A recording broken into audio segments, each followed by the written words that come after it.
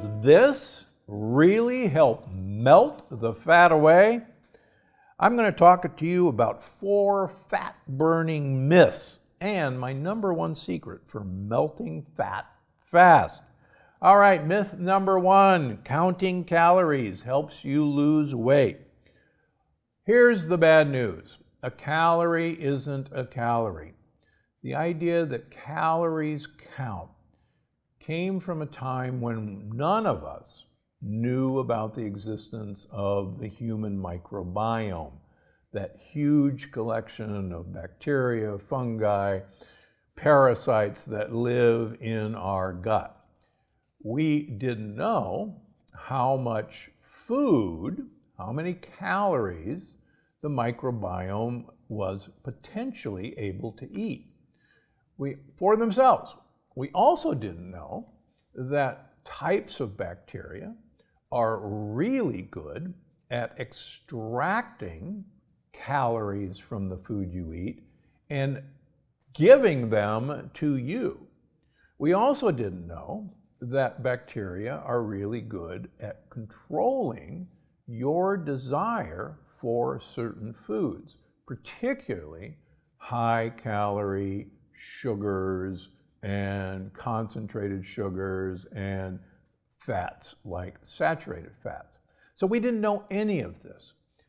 The fact is that if we have a proper microbiome and we give the microbiome the types of calories in fibers that they want to eat, they can eat much of your food and actually control your appetite. As you know from Unlocking the Keto Code, there's a beautiful experiment that was done with Chinese where they were put on either a 7 or 14-day water fast.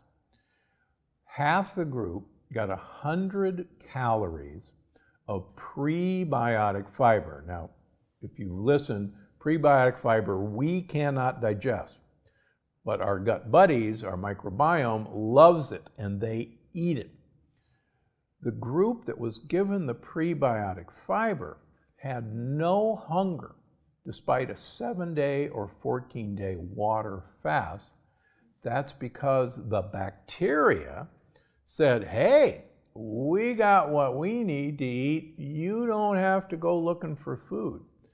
It's called the gut-centric theory of hunger, and it's really empowering to know that you can give your bacteria control over what you eat. And again, you want calories eaten by your bacteria. That way, you can eat more calories and not worry about it. So the other thing, please, everybody wants to know, why aren't there any calorie counts in my books? Why aren't there any macros? Why don't I say, there's this many carbohydrates, there's this much fat, there's this much protein? When you're doing this right, none of this matters, and I stand by that. Myth number 2, exercise long and often for weight loss. Well, I got news for you. Exercise, as you know, I am a big fan of, and I like to exercise. But does exercise help you lose weight? Couple reasons, no. Number 1, animals exercise for one of 2 reasons: to find food or to not be someone else's food. And we actually come from the same lineage. My dogs go for a run or a walk with me every day. When we get back, they look at me and say, okay, we did our work. We've caught our kill, let's eat it. And that's when they eat. Interestingly enough, if we don't take a walk, or I gotta run out the door or something, they're not even hungry. They don't even look at me like, okay, we did it. And I see so many people who exercise strenuously and they're really hungry and they overeat from their exercise. I'm a perfect example. When I was 70 pounds overweight, I was what was called a Clydesdale runner. I ran 30 miles a week. I was doing 5K, 10K every weekend, and yet I was 70 pounds overweight. Why? Because quite frankly, I was always hungry and I was eating the wrong foods. When I stopped that and actually reduced my exercise program, that's when I really started to lose weight and keep the pounds off.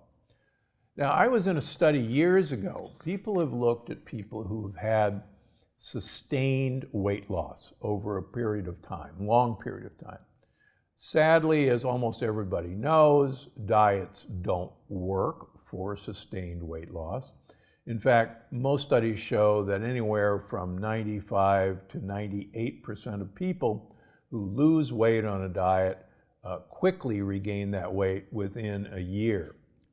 Now, long-term successful weight loss, it turns out that the difference between the long-term successful weight loss folks and the people who couldn't keep it off was the long-term people had an exercise program that they could stick with.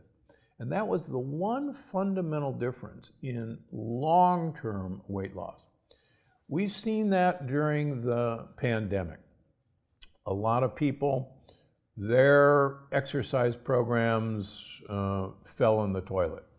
The gyms were closed. There was no way to get to a spin class, a Pilates class, a yoga class, a weight training routine. And people's weight really started to go up. And I have a fun time watching my patients as each wave of COVID has gone by and we return to those activities. We can actually see people stabilize in their weight and lose weight. But with each wave, we see the exact same thing happen when everything shuts down again.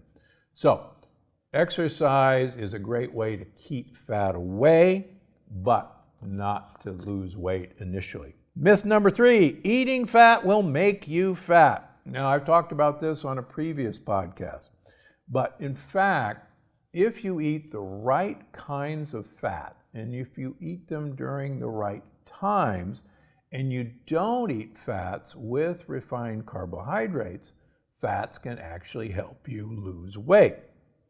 So, extra virgin olive oil helps you lose weight. Very good studies comparing two groups of people where one group got extra virgin olive oil, the other group didn't. The group that got the olive oil lost 2 to 3 kilograms more than the group that didn't get it. As I talked about in Unlocking the Keto Code, you can take people with extra virgin olive oil as their standard, change them over to MCT oil in the same amount, and MCT oil, medium chain triglycerides, gave an additional 2 to 3 kilogram weight loss compared to what was experienced with extra virgin olive oil. So here's a great trick that I talked about in Unlocking the Keto Code. Take your olive oil, mix in some MCT oil, it's flavorless, and then use your dressing, apple cider vinegar, balsamic vinegar, any vinegar, and use that on your dressing, on your salads. Gradually build up the amount of MCT oil, so it's about half and half olive oil, and watch what happens. So fats don't necessarily make you fat. 1 avocado a day is shown in human clinical trials to make you lose weight. Part of the reason is that avocados have a lot of fiber that your gut buddies love, and they'll take care of you. Final myth, being in ketosis 24/7 is the best way to melt fat. The problem is we were never designed to be in ketosis 24/7. Can you imagine our ancestors who were trying to stay in ketosis like so many people claim we were, and we killed a buffalo? Can you imagine we'd say, oh my gosh, I should really only eat 4 ounces of that buffalo because I'm trying to maintain ketosis? Of course not. We would eat our full. We would try to fill up with as much and restore fat. The studies in animals and in humans show that 24/7 ketosis is really one of the worst ways to improve your health. And because of lack of time, check out Unlocking the Keto Code and find out why. That's all for today, because I'm Dr. Gundry, and I'm always looking out for you. I hope you enjoyed this episode of the Dr. Gundry podcast. Make sure to check out the next one here. And one of the reasons we are getting sicker and sicker and sicker in this country, and fatter, is our year-round availability of fruit,